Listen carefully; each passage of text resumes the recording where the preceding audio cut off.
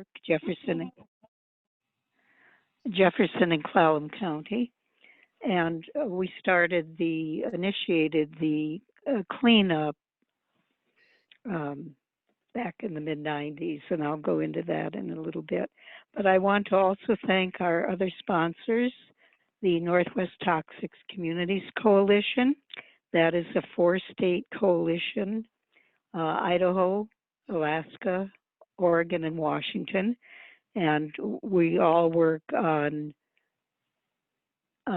issues relating to cleaning up hazardous waste in our communities.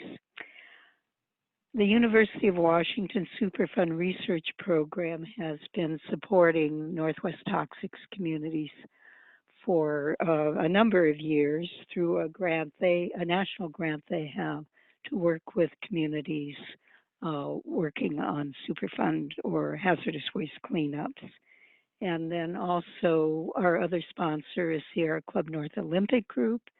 That is a group that also covers Jefferson and Clallam County on environmental issues. So thank you to our sponsors. Next slide, Peter. This is the Port Angeles Harbor, and Peter has put up a little white arrow at the top right, which is where the Rayonier Mill is at the very eastern end of the Port Angeles Harbor in Clallam County. This is basically the city of Port Angeles within this harbor area. And the issues relate to the sediments and the groundwater and soils, and Peter will talk about that. Next, Peter. So a little history here. In 1997, May 1st, Rayonier Mill, it was a pulp mill, and it closed on May 1st, 1997. And the Olympic Environmental Council formed a coalition of local residents and state and local nonprofits. We petitioned the U.S. EPA Region 10, the Seattle office, to investigate the pollution because Rayonier had operated for 7 years. We knew it was very polluting, and EPA did accept the petition, and they came in and they did a massive sampling and analysis of harbor sediments throughout the whole harbor and throughout the mill, and also to landfills where Rayonier dumped its waste over the several decades. They all ranked high enough for Superfund. EPA chose to just list the mill site, that's the sediments and the mill site, and let Clallam County, who is over our landfills, just continue overseeing those. Next slide, please.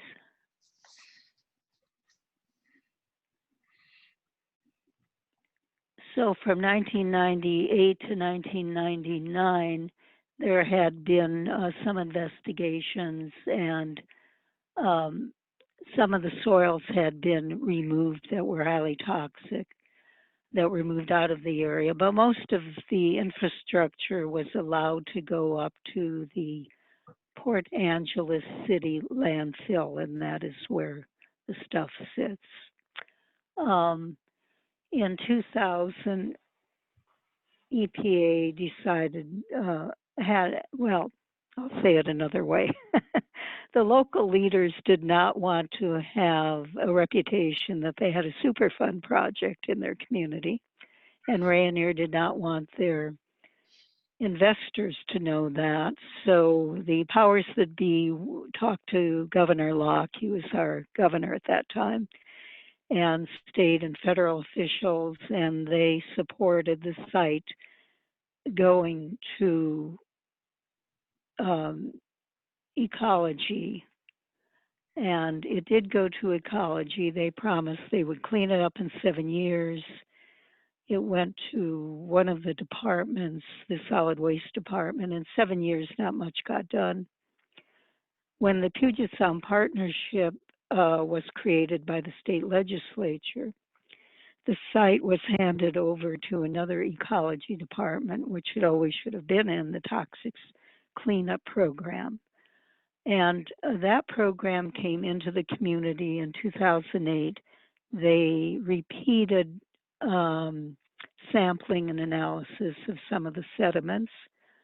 Also, what was in the soils around town, and those soils, they were looking for dioxins. So basically, over the years, we haven't had much. It's a whole process, as probably all of you know.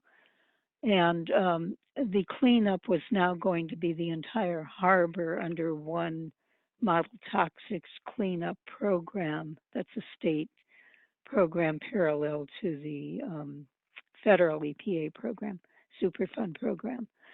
But Rayonier is a standalone cleanup. And over the years, we've seen many documents come out, and now we are at a time when Rayonier has created its own cleanup action program. There are 5 options Peter will go into, and the Rayonier's chosen the next cheapest one for them. This was approved by Ecology and the Lower Elwha Clallam tribe. Those are the 3 principal decision-making parties on this Rayonier and the harbor cleanup. So that's where we are today, and our coalition and many, many others, we sent in a letter, OEC sent in a letter to Ecology with 60 signatures of major environmental organizations and citizens saying we want a better cleanup than that. So, Peter, you want to take it from here? I do. I want to put me on mute. That last slide. Thank you, Darlene, and thank you to all the sponsors and everybody for attending this afternoon. I do need to point out that a couple of things. Number one, I started working with OEC in 1999, which is 20 and a half years ago. At the time, I had hair, and now I have grandchildren. So I don't think it's a fair trade. We're cleaning this up, as Darlene pointed out, under the state law, and there's an important point to be made there, and that is not all states have a state cleanup law for Superfund sites. Like the air or water or solid waste, the federal law has certain mandates, requirements, and permit programs, and the state, any state, may operate that program so long as they have the same provisions in state law that are contained in federal law. So, so Washington State has that in the Model Toxic Control Act. Those provisions must be the same or more protective. So they have to be the same or better. So we're doing that under MOTCA. You will hear me refer to Superfund, and in a couple of places, very specifically making a comparison. These are the issues that OEC would like to make sure. We want to have full public access, and they want to have restoration as much as possible. One of the challenges with all Superfund sites, for those of you who've worked on them, is obtaining that last part, the restoration, to see what can be done to put things back the way they were. And of course, no community across the country wants to stand up and say, hey, we had a Superfund site and we're happy that it still left a big, ugly footprint. So that's one of the obvious things. I think most people know, if you're not from around here, you might not be aware of the fact that the Lower Elwha Clallam tribe is a federally recognized tribe, so they have different legal rights. And Ennis Creek, which is located right over on the eastern side of the pier, the dock that's located here. Ennis Creek has a discharge here. That's where it empties out. And I've got another slide that'll show that from a different view. The paper mill operated for the better part of the 20th century until 1997, and it was principally a pulp mill, and it was a bleaching pulp mill. And one of the reasons why we had dioxins and furans, principally dioxins, in the waste is that the process produces it. So EPA, a number of years ago, realized that dioxin contamination was a problem in our waterways, and they investigated at the national level after they had some indications that there was something going on in our pulp and paper mills. And they implemented what was referred to as the 106 mill study, and they found that the process of using chlorine to bleach the organic component of the wood in order to make pulp, in order to make white paper, resulted in the formation of the chlorinated organic dioxins. And those are highly toxic, and we've known that for a number of years. That's not a surprise. In fact, the only new information that has been revealed about dioxins and toxicity has been more of the same, more toxic, more endpoints, more persistent. It's just more of the same. So the mill closed because it was not effective for the company to operate it any longer. It was no longer cost effective. And you heard about how we got to this point from there. What we've gone through is an investigation of what's the nature and extent of contamination, both in the upland, that is in the soil around the footprint of the plant and nearby, as well as in the immediate area of the harbor. Now, the state also included the larger harbor as the Puget Sound investigation and cleanup. We'll talk about that in a minute. We'll get into where that has gone. But this effort is the next step in the formal process. And the formal process will be to evaluate a range of cleanup options in terms of methods, technologies, and approaches, and they will have an alternative for each one of those. And they will be for the three areas listed over here: for the marine area, which is the sediments; for the upland area, that includes soils and beach areas and those places right along the shoreline; and then the groundwater immediately beneath the upland soil area. So we have three distinct areas that are being investigated, three distinct and really quite different sets of approaches to cleaning those up. And the reason is that they are just not like one another. You can't use the same methods, the same equipment for cleaning up groundwater as you would for cleaning up sediment.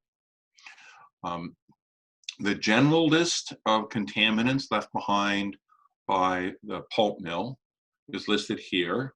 There are various metals, some of which came from the process itself, a number of which came from materials used in the pulping process.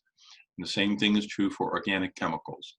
The wood itself also left waste product, and the waste product from wood is to a large extent where the logs were brought in, and because of the way they're handled, they shed a lot of bark and a lot of wood scraps.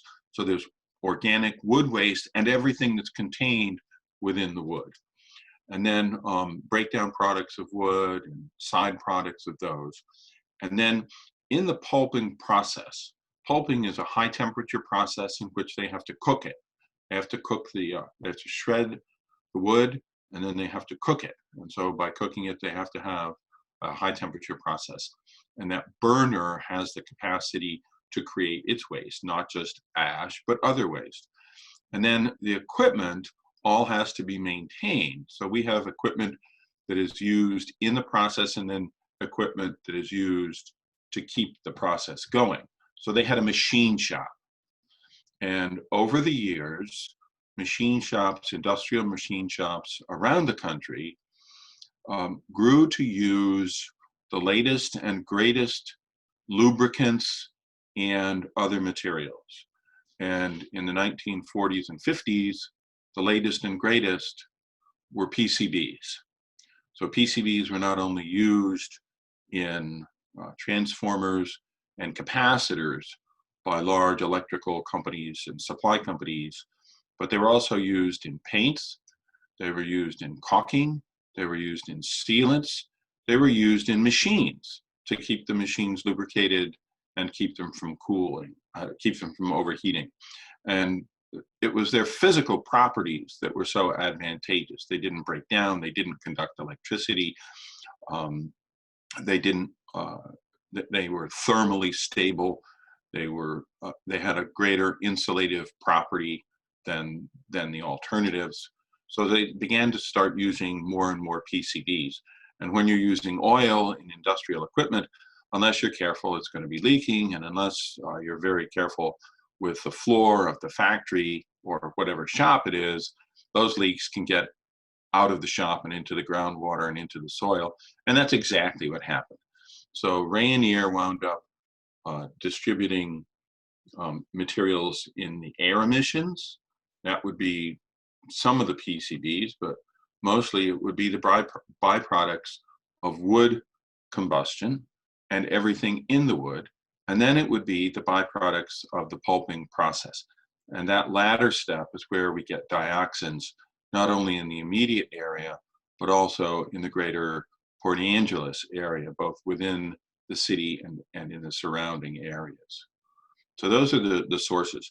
One of the sources of metals would be from soil, and from soil that turns out to be native, and it's taken up, some of those materials are taken up into the native wood, and then it's concentrated once it gets into the waste products, particularly into ash.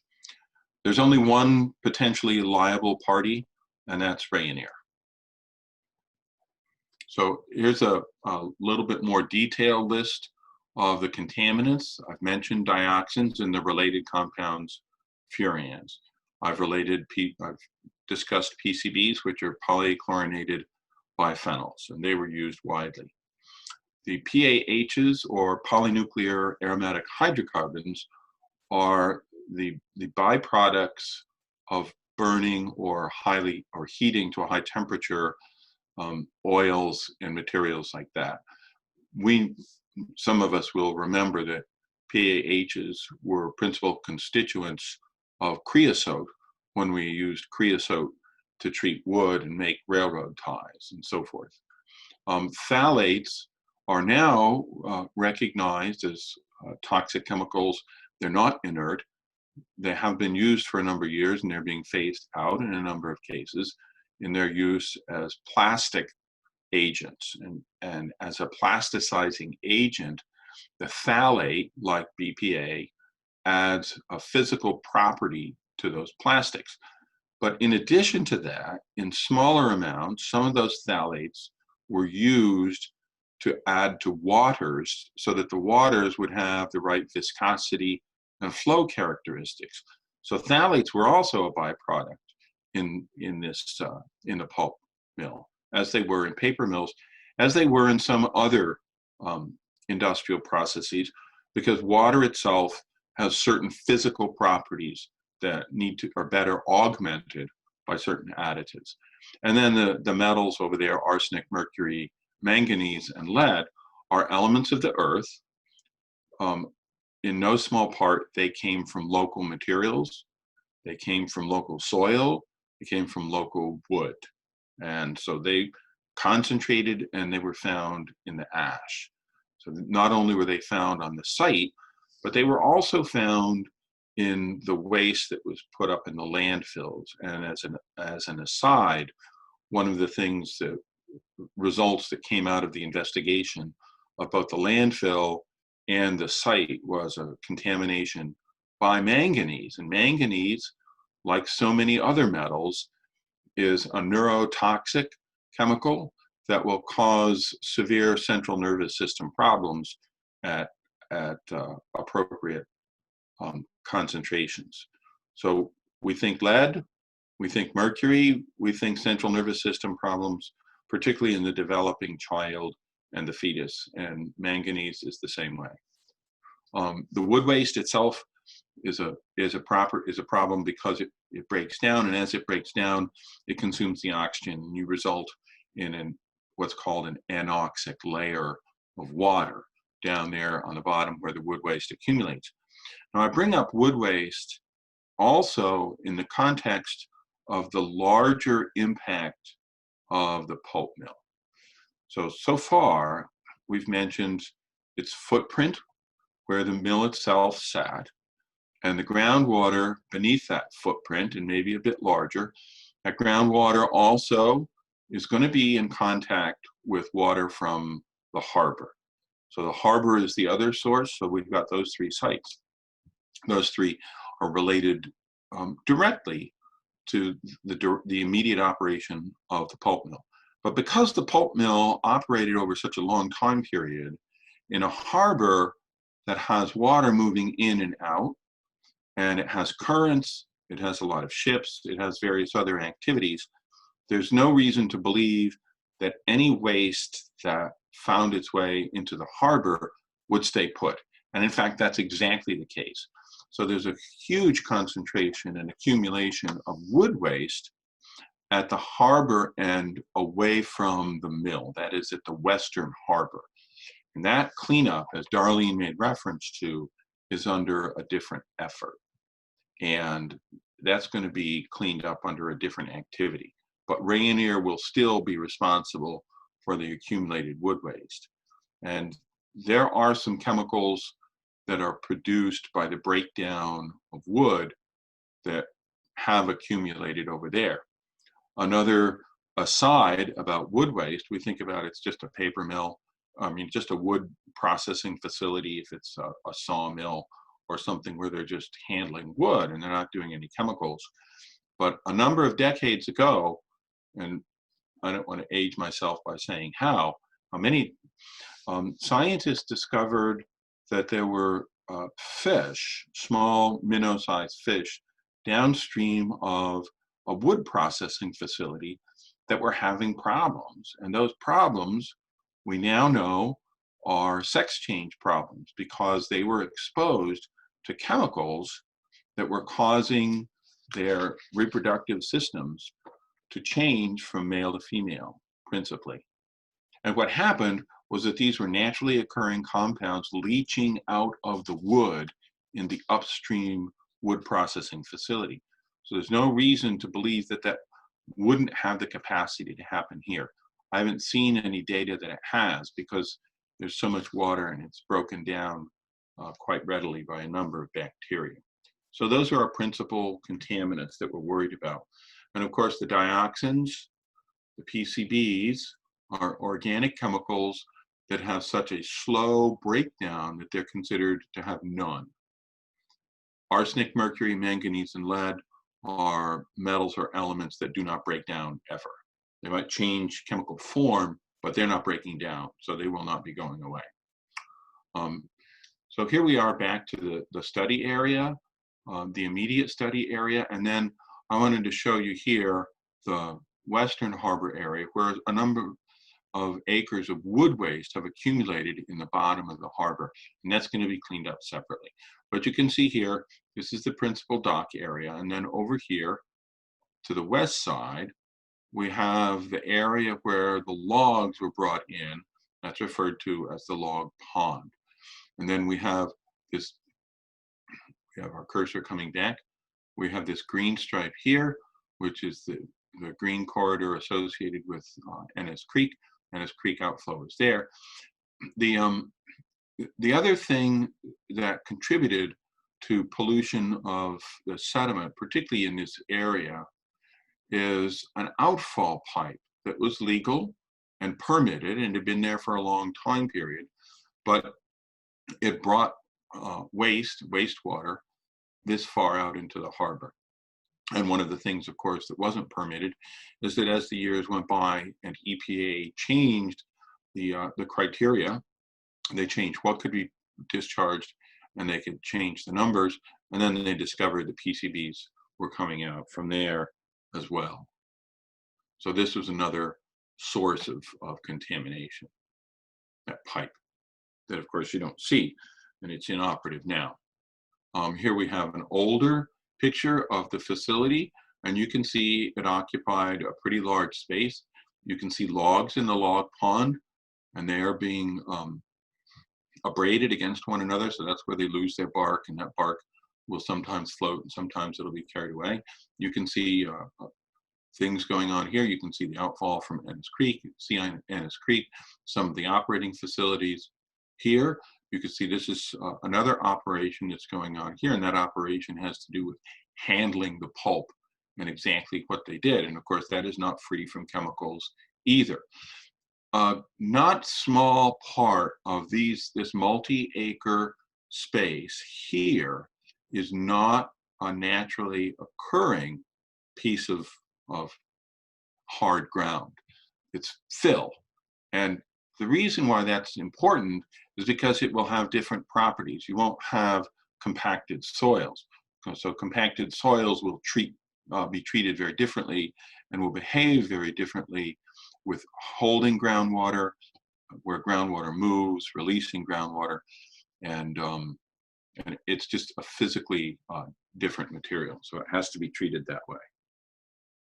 And this is from some time ago, obviously before 1997, when it was taken down.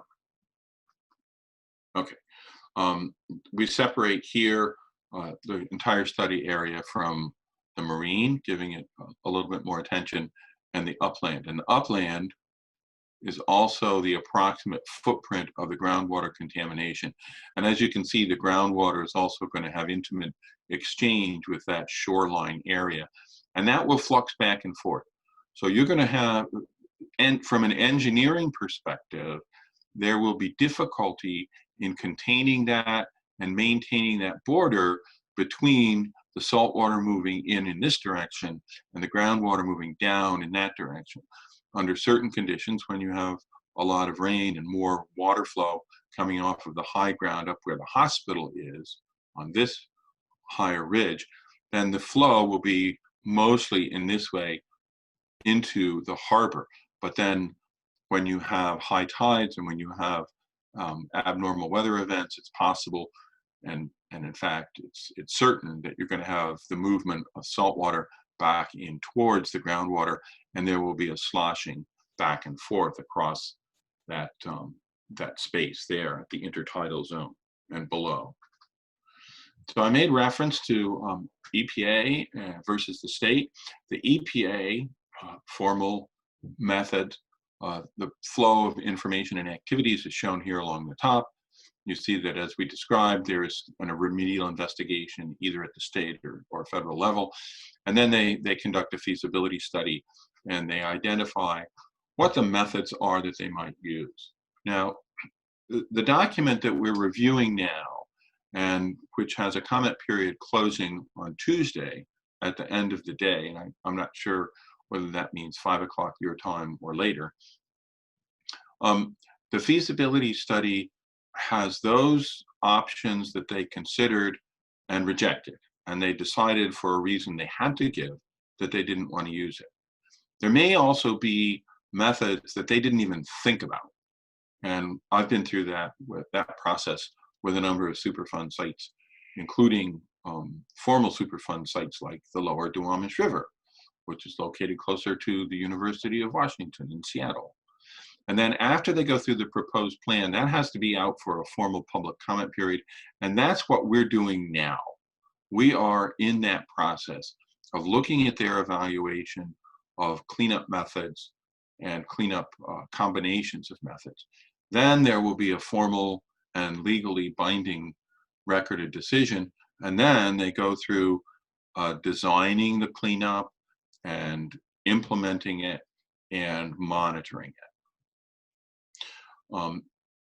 As another small aside, as soon as the entity starts to dig under this step here, under their action, as soon as they start, the term is the first shovel in the ground, then the clock starts ticking on a 5-year review requirement. And that 5-year review is true for EPA and at the state level. But during this time period, we have a public comment period that's mandated, and they must read everything and they must have some sort of response to every public comment, but not necessarily individually. If they get 100 comments that say the same thing, they can do a bulk reply. Okay, so that's the difference. You'll see that they have the same flow of process, and that's because they're required to. Okay, I've mentioned this before, sediment, which is the largest area, it's out there in the harbor, the upland soil underneath the footprint of where the property had the plant, had the pulp mill, and a little bit larger, and then the groundwater, which extended out that far. The groundwater does not extend into the harbor, it's only beneath the hard land, as they say. And as I said already, the wood waste will be handled when they clean up the Western Harbor. When they look at the options, and this is something I hope somebody's either got the document and they're going to look at it, you're going to see what looks like a fairly formal and scripted and proscripted series of chapters. And that's true.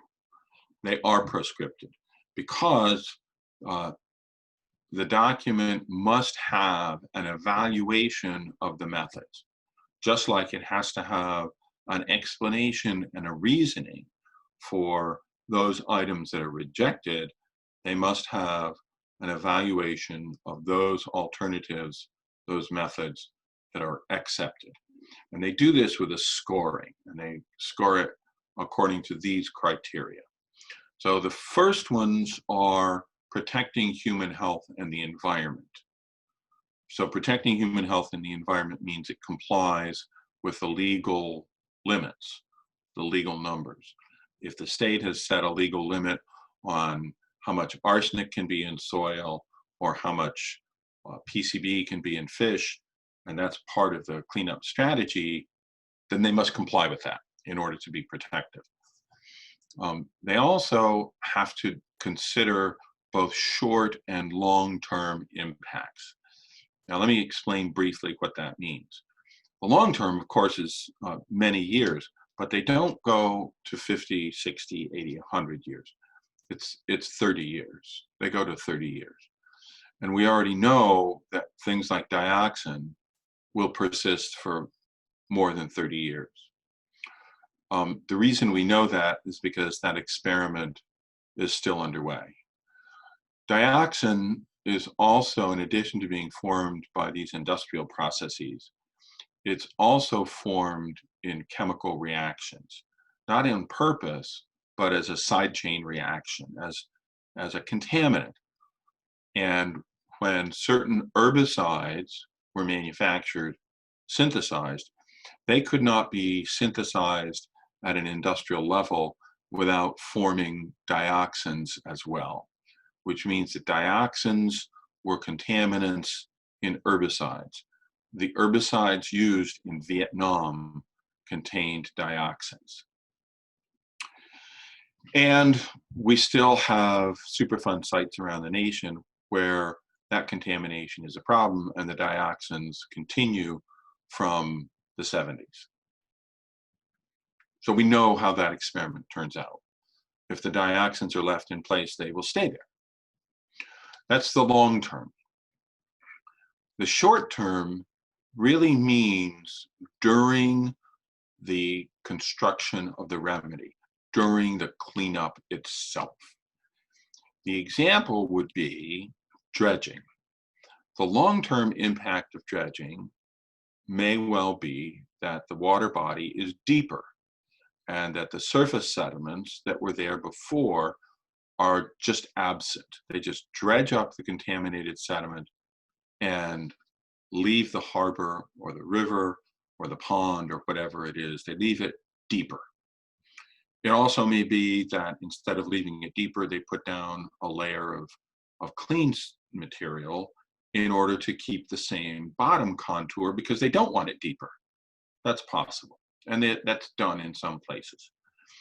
The short-term impact would be, what does the dredging do to the immediate area during the dredging activity? There's an excellent example of that short and long-term dredging impacts on the Hudson River. And even though their dredging, for now at least, is over, they did a lot of posting on the web of their monitoring during the dredging to make sure that there was no excessive short-term impact by disturbing those sediments. And that point was just all over the news, and General Electric tried to make a bigger deal of it than EPA was willing to accept. And EPA said, no, the methods are available to keep that impact down to a minimum. So dredging impacts in the immediate area are not going to be so large. EPA won that argument. So the other short-term impact that we might have here could be the impact of moving materials by land in a truck from the site up through residential areas. And that is not an unreal concern. And in fact, I do know of at least one community that did not want to suffer through that large number of trucks or train travel. So they said, no, willing to go with plan B rather than plan A that would have trucked all this contaminated material through our neighborhood. And we'll live with a higher risk of plan B because we don't want the risk of plan A, which is hauling that stuff through like their town. So that whatever option is selected, and all the options that are considered have to be evaluated there. Permanence is the other one, and I've made reference to permanence in the long term. So how do we know that it's going to be working in 10 years, 20, 30, 50? There's again another example, and it's one that's fairly close by that at least one of the other people on the phone is familiar with, and that is the permanent solution used at one part in an early action on the lower Duwamish River, when a range of options were available for cleaning up this fairly reasonably small part of the Duwamish River, and the responsible party said, no, we're not going to choose options A, B, or C. I don't remember how many there were, because any of those options would leave some contamination in place, and we would have to always go back and make sure everything was still working the way it was supposed to.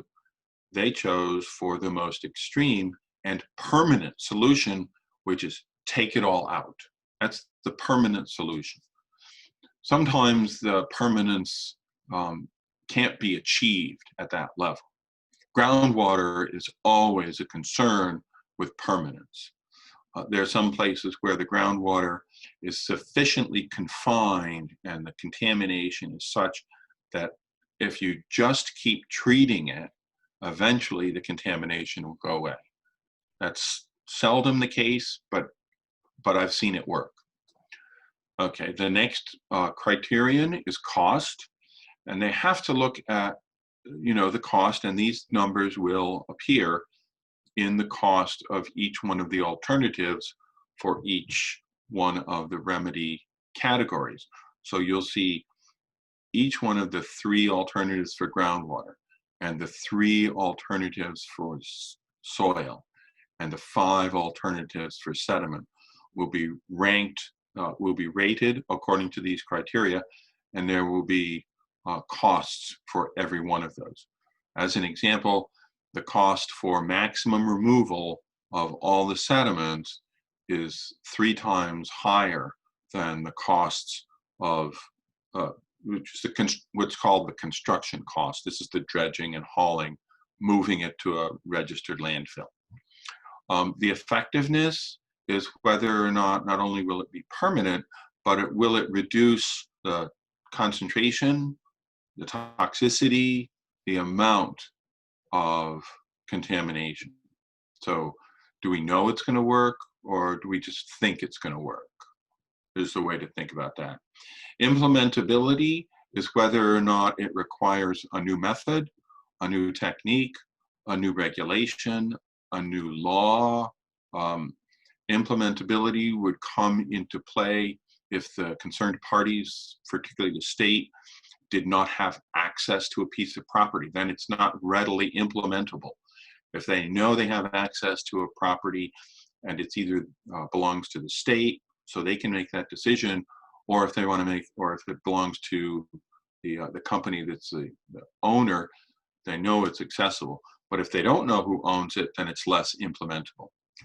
And finally, the last two requirements are the public concerns, and that's what we're doing now. So public concerns will weigh into their decision. I don't have a great deal of confidence professionally in my 20 some odd years of experience. There are a few places across the country where I've seen public concerns improve the results. They have improved the final decision in terms of what would happen. One of those places is down in Portland. That public concern may have been subverted. Another one is on the lower Duwamish River. And that's a place where they received thousands of comments in more than 10 languages. Another one is over on the East Coast in North Carolina, where the city council and the public, the general public who are on the phone today on the webinar, had the same message. And they said, this is not good enough. We need more from you. And EPA put more into the solution. And then the overall benefit is a little bit less specific. It's a little vague there, but it has to do with whether or not the property is cleaned up and is back into some sort of usable condition. I put this note on the bottom here because for those of you who are reading the document, I hope that more people will read it than not, there will be a no action alternative always considered, and that consideration is legally required. It's legally required at the federal level, and so thus it's required at the state level. We can think of this as the background or the baseline evaluation. What happens if we don't do anything? Well, it won't be protective of human health and the environment if we don't do anything, because it isn't now. Is it permanent? No, because we're going to be facing this contamination forever. Is it free? No. No, the no action alternative is never free because somebody has to keep going back there.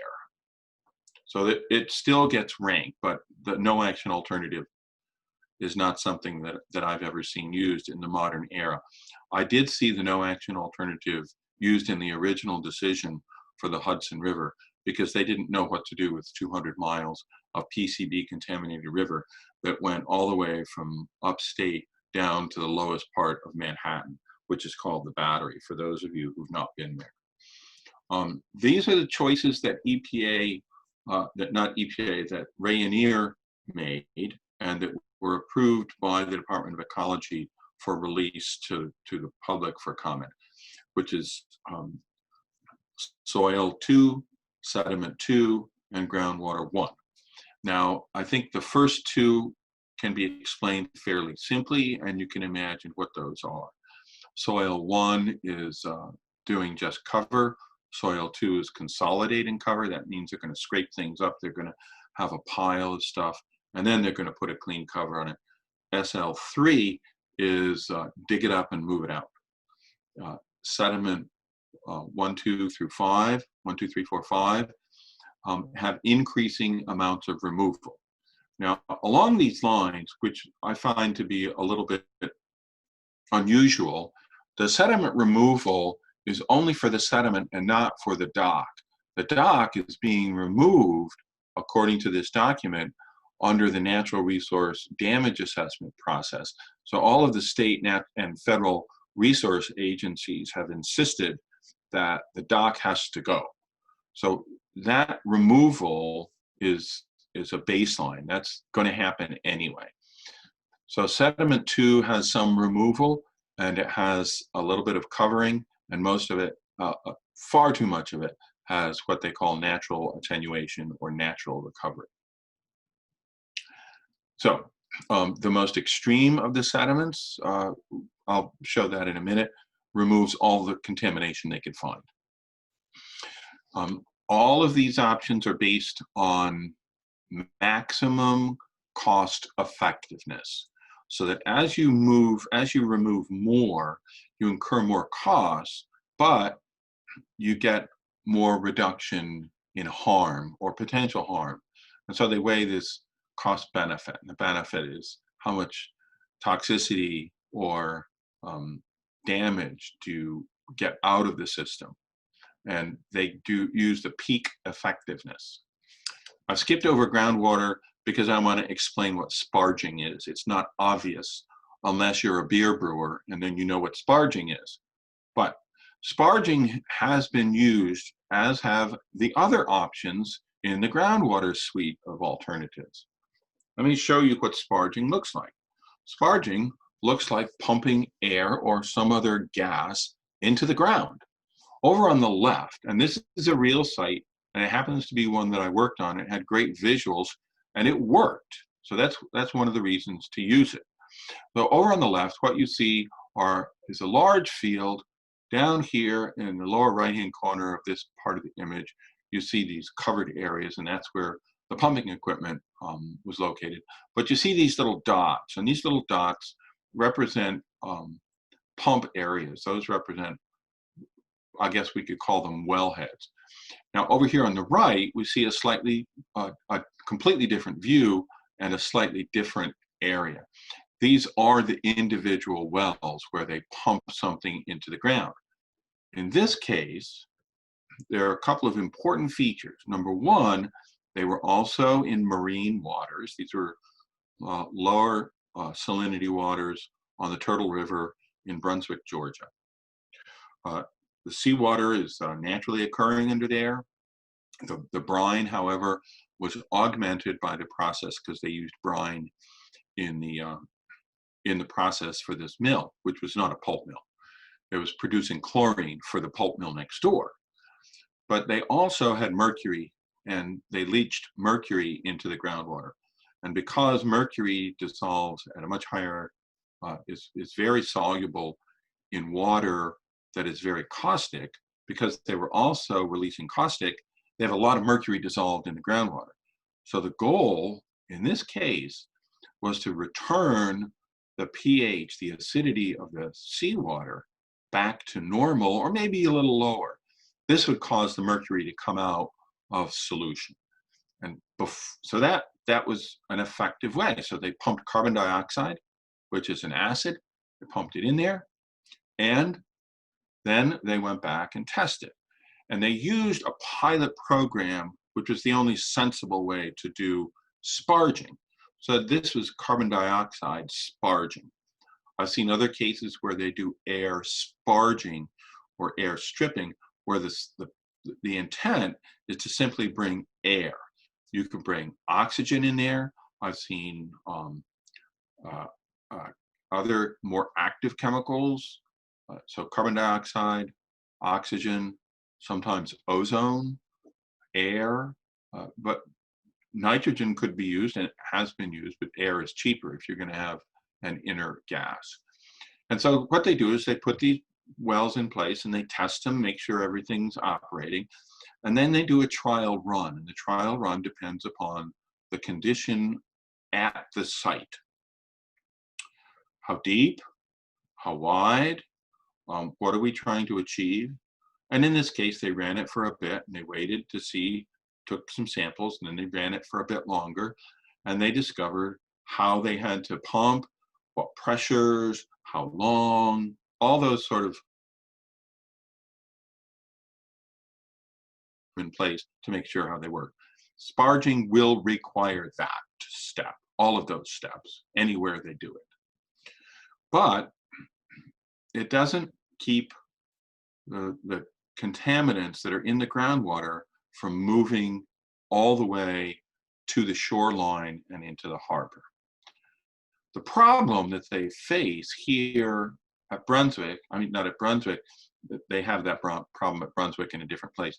But here in Port Angeles, the problem we have is that the contaminants, you will recall, include organic chemicals, chlorinated organic chemicals that do not break down well, if at all, and metals. And one of the points that you will read in this document is that they couldn't find methods that would work on both organic chemicals and metals. Okay. But they didn't look hard enough to find if there were two different methods, one that would work for organics and one that would work for metals, that they could use either together or in sequence. So the much better options are these, which would be SL5, maximum removal, same thing for soil, maximum removal. Groundwater, no matter what they do, they're going to have to do a pilot. But I think G3 has a better opportunity for treating the chemicals before they can get to the harbor. But on G3, on groundwater, they're going to have to be ready to do a trial, and maybe it won't work. Okay, so that's mostly what I have to say about that. And I do want to add one other thing for which we don't have a slide. And that is for those of you who are interested in one of the other serious points that we keep making at Superfund sites that has been made here. It's been made on the Duwamish River. It's made in Portland, on the Housatonic River, the Hudson River. You get the point. It's a water-based concern.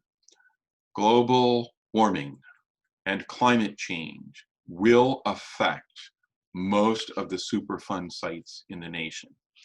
A week ago, the Government Accountability Office, GAO, released a report indicating the number of sites, Superfund sites that they found, that they investigated and found would be subject to harm, that the solution, the remedy would be subject to harm from global warming and climate change. This investigation was initiated after Hurricane Harvey, did such devastation to Houston. One of the things that happened there was that some sediment that had been covered in place in the river was exposed by the extreme weather events.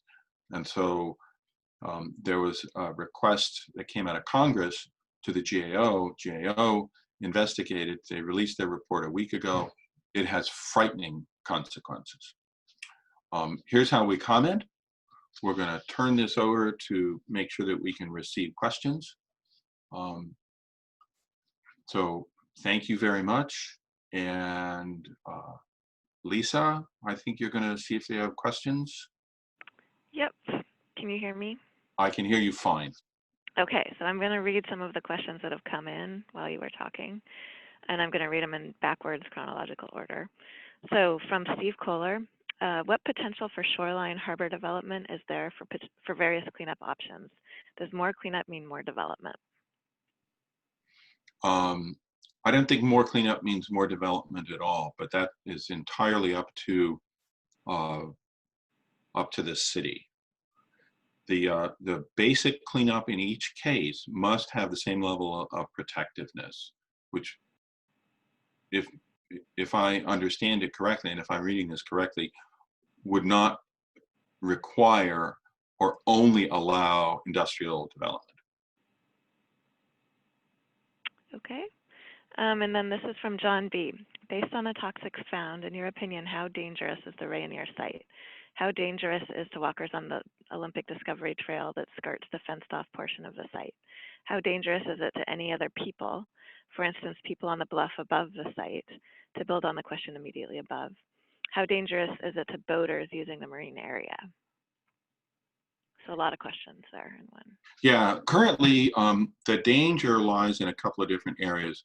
So let's start with the latter one. The boaters are probably the least if they stay in the boat.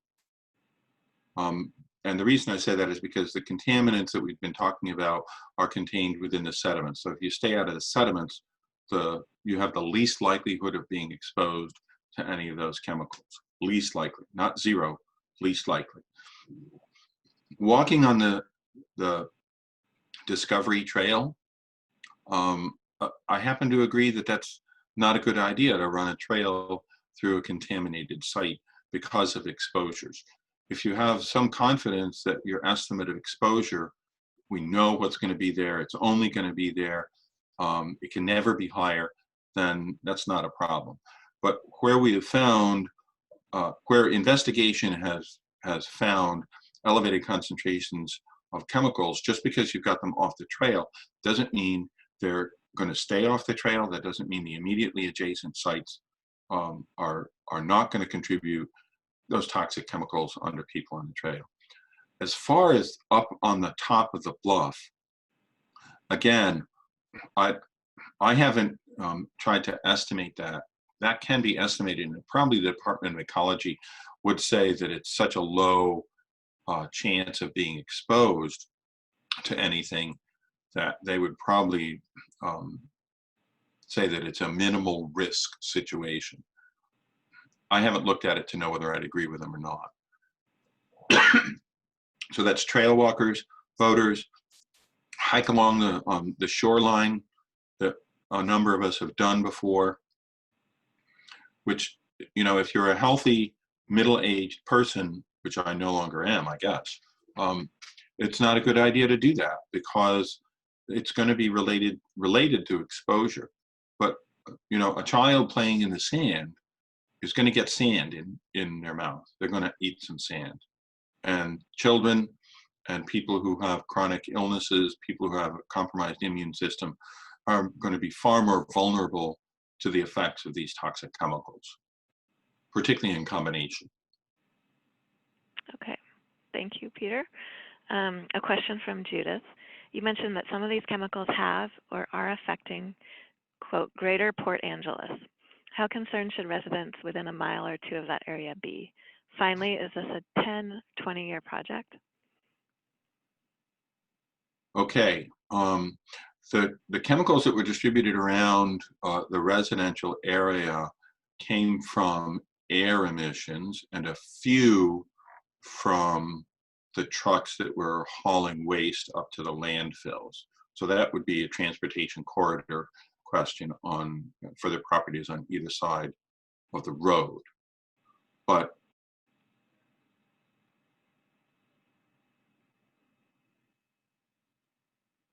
dioxin in the soil and creating this area.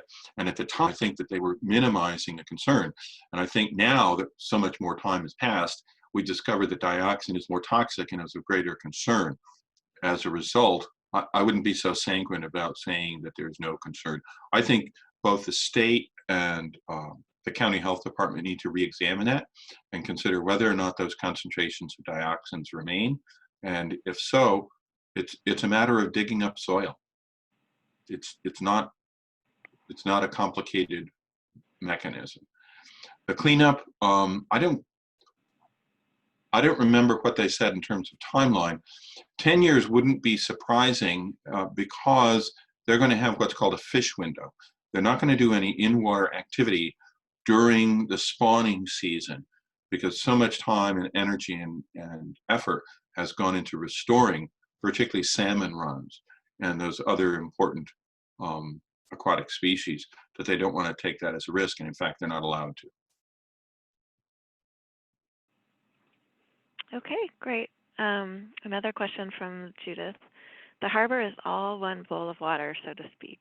So I don't understand even thinking of it as two cleanup areas or doing areas at different times.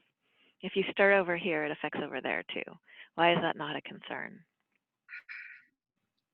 Well, the state can't do both of them at once to the same level, but they already did start cleaning up some of the Western Harbor activities. It wasn't all Western Harbor. The Western Harbor was just the harbor part of it. There were land-based areas that they've already started in on, and those have their own energy, their own activity, and their own decision documents. But the reason they put the Western Harbor as a separate decision document is for administrative practicality. if they're going to be cleaning up one part of it, I think that there's a very good reason why it makes sense to be doing all of it. But if they can get this one going after 22 years, I wouldn't want anything to hold them back. They can get the Western Harbor moving along. It might have to do, and my estimation would be that it has to do with how many different cleanups can one group of people conduct at one time. Because the harbor is not, doesn't have flow like the river.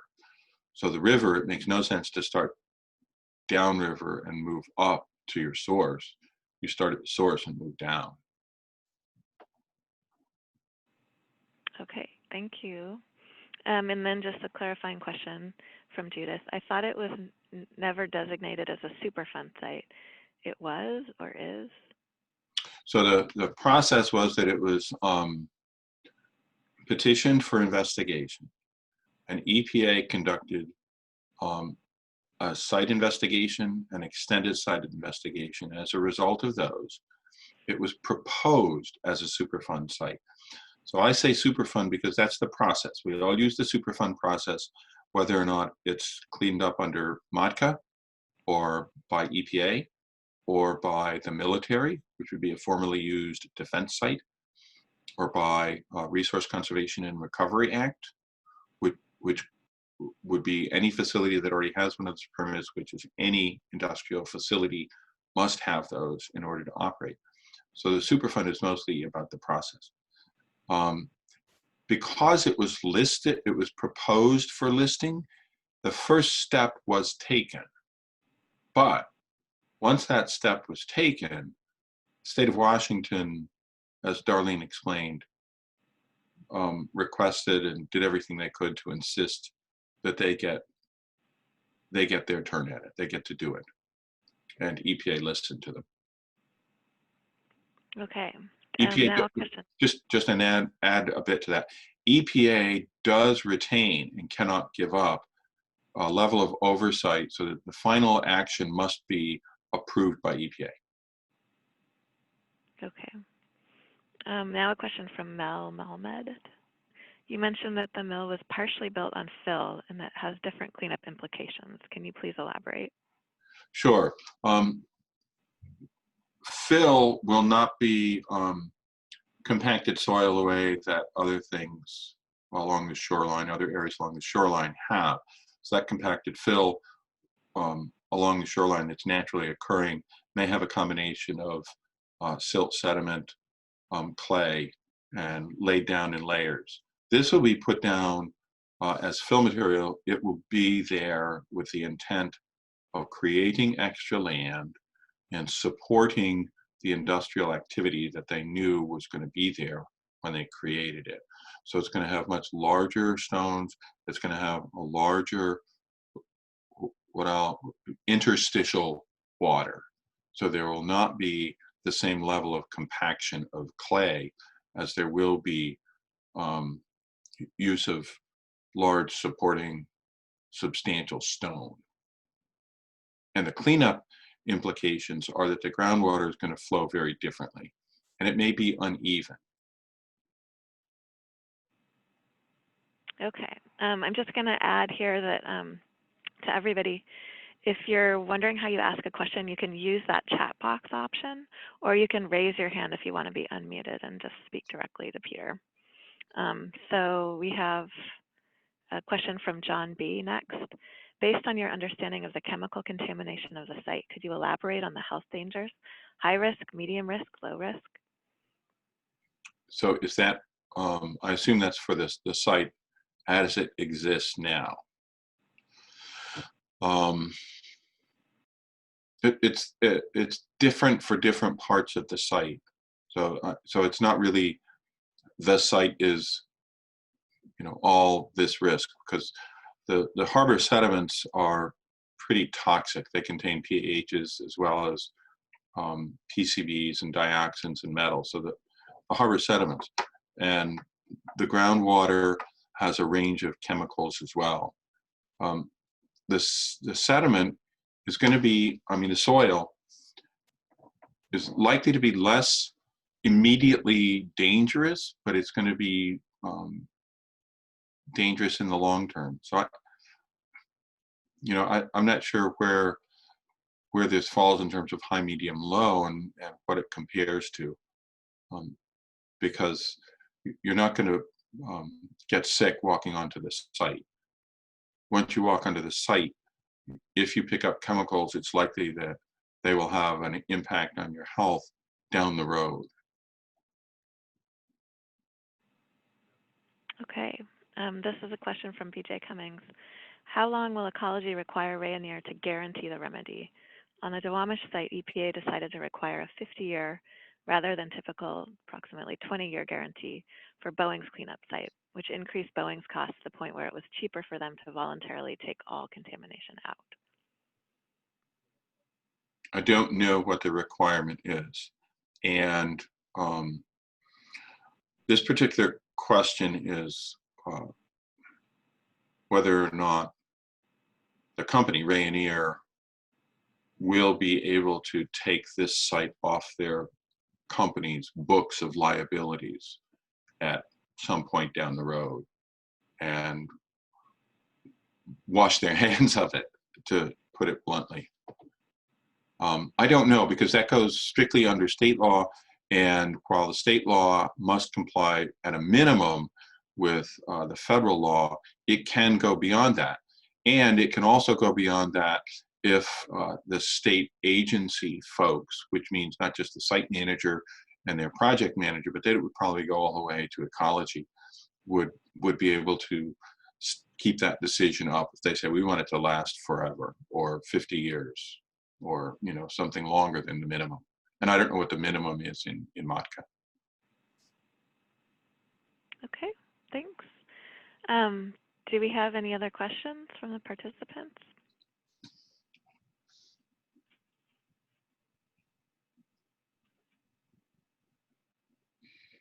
I'm not seeing any. Does anyone want to raise their hand?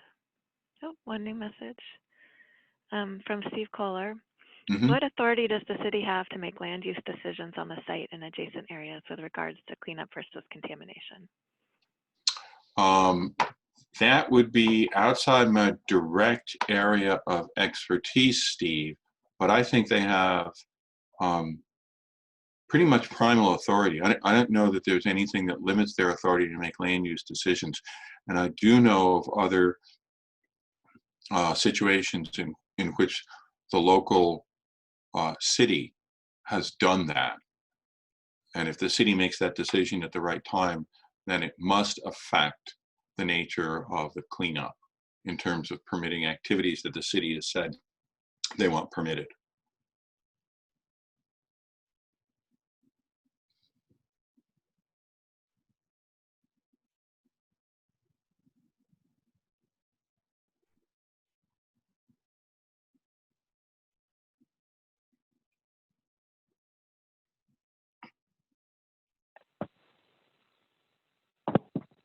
Okay.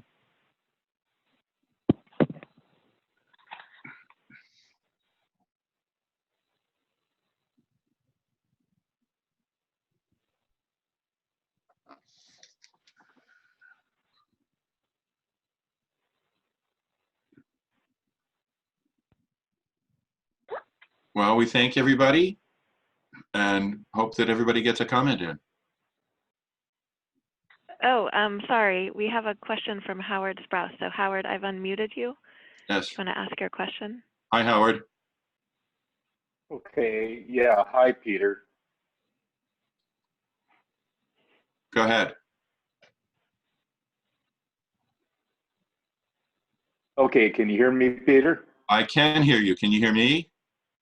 Yeah, okay, yeah, I can hear you fine. Sorry, I was having a little trouble with my tech here. Yeah, can you comment about the transport and fate of the contaminants in the upland soils, particularly breakdown of dioxins and furans? Sure. The dioxins and furans behave pretty much like PCBs. In the upland soils, those chemicals are going to be attached to soil particles that are rich, dark, humic soils.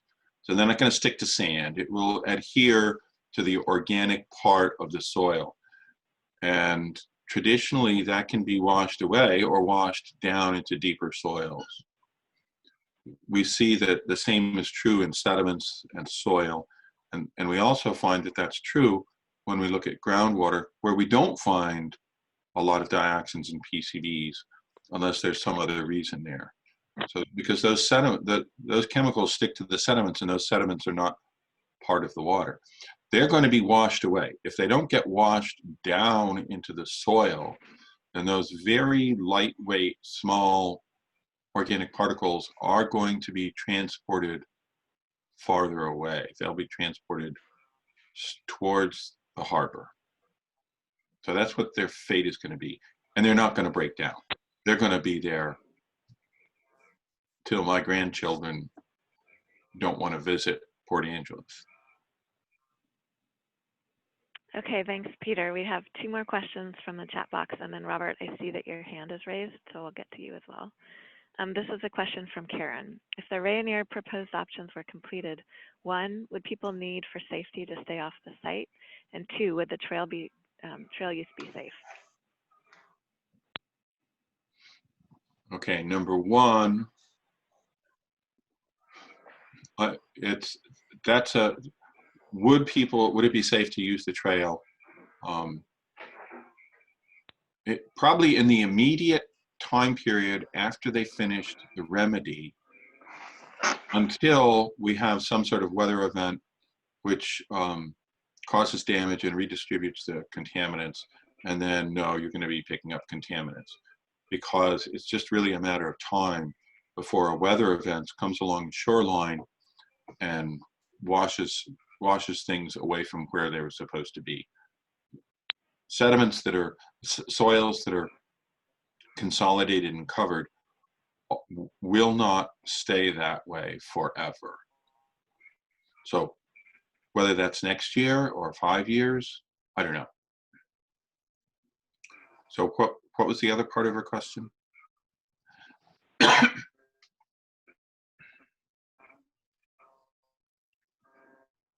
Or did I get it all? The other part of the question is, would people need to stay off the site for safety? Yeah, well, certainly, yeah, once it's all cleaned up, then, as I said, the health department, ecology, and anybody else will say, well, it's safe to go, and it may be safe for a little while, but it won't be safe forever, or even a long period of time. Okay, and then we have a question from John B. Am I correct in assuming that the Olympic Discovery Trail is within the Rayonier site cleanup area? It is dangerous, in your opinion, to walk on the trail. The Discovery Trail goes through the site at that particular point in the harbor.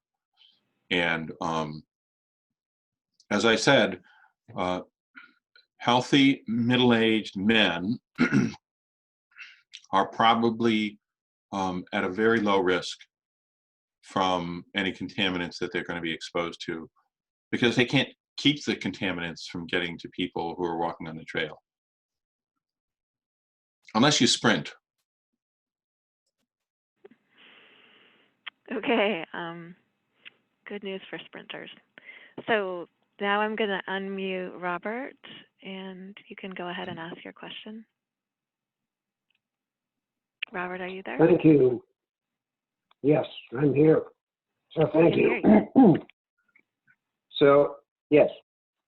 So my question is about if the preferred alternative is the one that ends up being done, what activities could occur on the site? Just as an example, could one have a land-based aquaculture facility at that site and not poison the people working there or the fish that they were growing?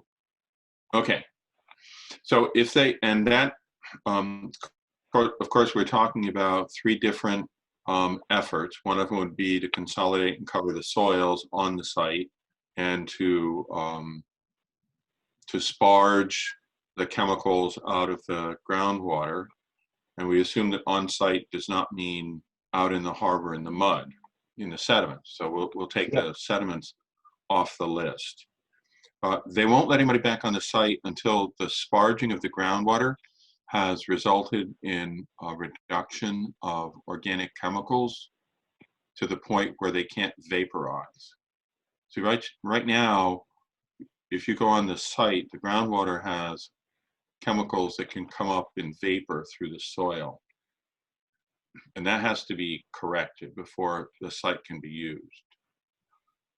If it stays that way, then an on-site aquaculture facility, if everything stays the way they put it, well, an onshore activity is probably within health guidelines and is probably not unsafe.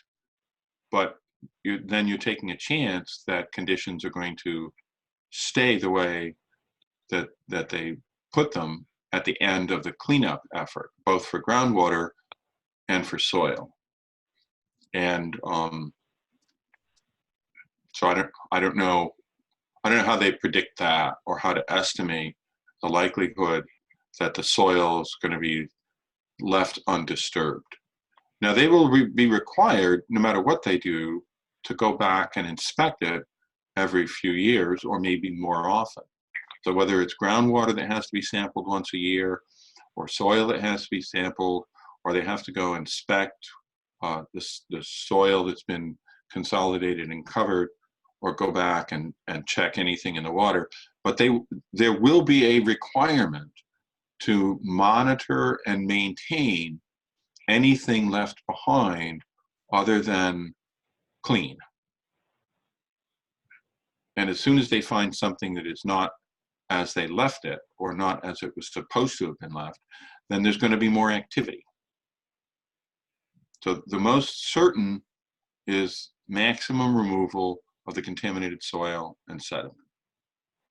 That's how they get to the point of being able to put something on the site with no concern that it's going to be disturbed and returned to a toxic site situation, notwithstanding what the water might bring in terms of seawater.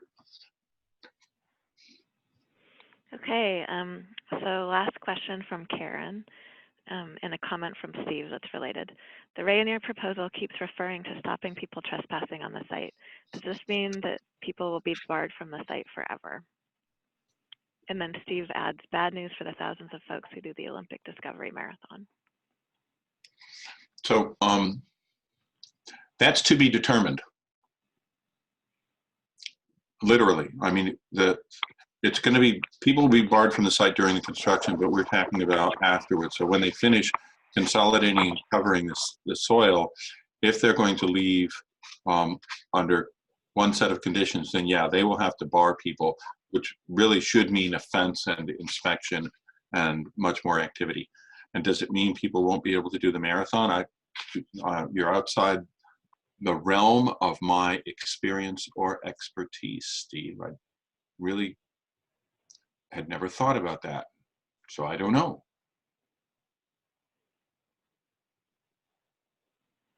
Okay, I think that I'm going to unmute Darlene. I think she may have had a question, and then that might be our last question for the session today. Okay. Darlene, can you speak? Yes, can you hear me? Yep, you sound great. Great, thank you. I'm sorry, my phone went out and I had to call back in, so I might have missed this, but and if you already spoke to it, Peter, just stop me, but there's another process going on here, parallel, and that's called the Natural Resource Damage Assessment, or NRDA for short. And this is made up of federal agencies, excuse me, and the tribe, and I'm not sure who else. But this is private conversations. It's not open. and they do not come, and the agencies do not come and talk to us about their discussions and what is going on. But the Interior Department has some oversight because of the water. And of course, DNR, Department of Natural Resources, has a say in the sediments. And we may hear in the future what their process is and how they intend to deal with the sediments and the rest of the upland infrastructure. So this is a whole nother level, and I don't know when we'll learn about it, but that is ongoing. Right. It's behind closed doors, and it's federal and state resource agencies. So National Marine Fisheries Service, which is in the Department of Commerce, will have a role in that, and they'll have a seat at the table, as well as U.S. Fish and Wildlife Service and the state and the tribes.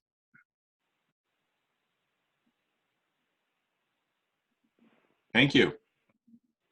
Well, thank you everyone for calling in. We really appreciate it, and we hope that you've got enough information that you can consider making comments to Ecology before the 26th and share your thoughts and concerns.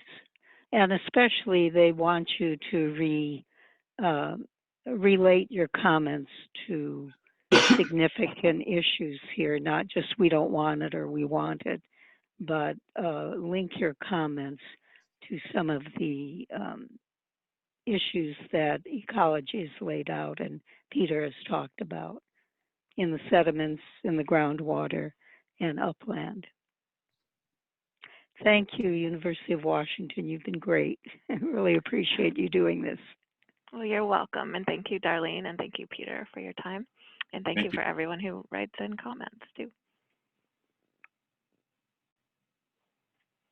Okay, so I'm going to stop recording and we'll end the meeting. Oh, and this will be up on your site for people to go back and hear it again? Yeah, we have the meeting recorded, and we'll get that up on our website. It might take a little while. I know our web staff is overburdened right now with someone out of the office. So I can't tell you when it'll be up, but sometime in the near future, it should be. And you'll let all of us know, perhaps? Yeah, I should be able to send an email and let all of you know. Great. Yeah. Thank you. Okay, thanks all for joining.